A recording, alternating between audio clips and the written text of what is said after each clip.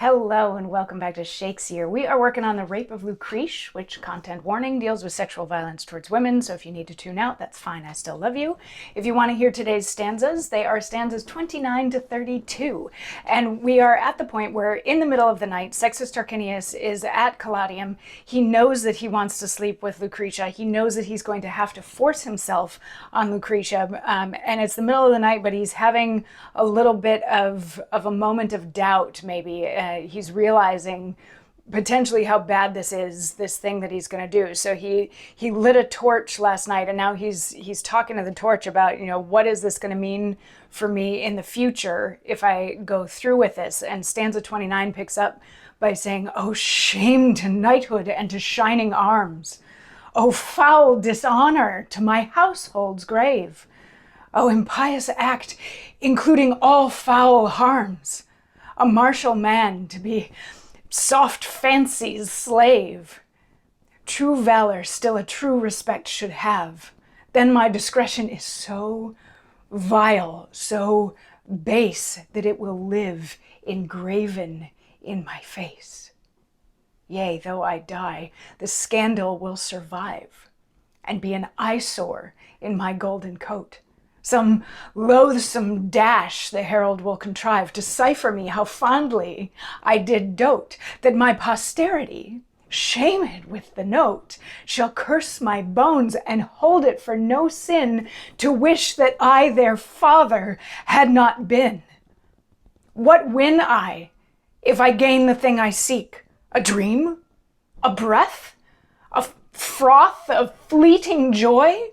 Who buys a minute's mirth to wail a week, or sells eternity to get a toy?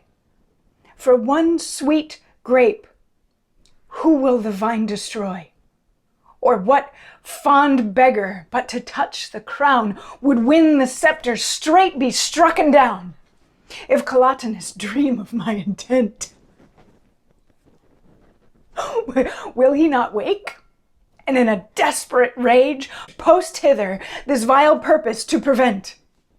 This siege that hath engirt his marriage, this blur to youth, this sorrow to the sage, this dying virtue, this surviving shame, whose crime will bear an ever-during blame." So this is 4 stanzas of him knowing exactly how bad this thing is that he wants to do. He is 100% aware that you should not rape women, and he specifically should not rape Lucretia, but he wants to do it anyway. And he starts by saying that this is going to be a shame to his status within the military. This is going to be a shame to his household. This is a shame against him as a man, that he can't just get over this. And he's like, I'm not even going to be able to hide the fact that I did it. Everybody's going to be able to see it in my face for the rest of my life. And beyond my life, people are still going to be talking about this thing that I did. And it's going to be a blight on my family, on my ancestors, on my children, on my children's children. They're going to wish that I had never been born, that I hadn't sired them, which is kind of an interesting thing for him to be aware of at this point, given that this happened in Roman times in, like 400 BC or whatever it was. Don't quote me on that date. It's probably wrong.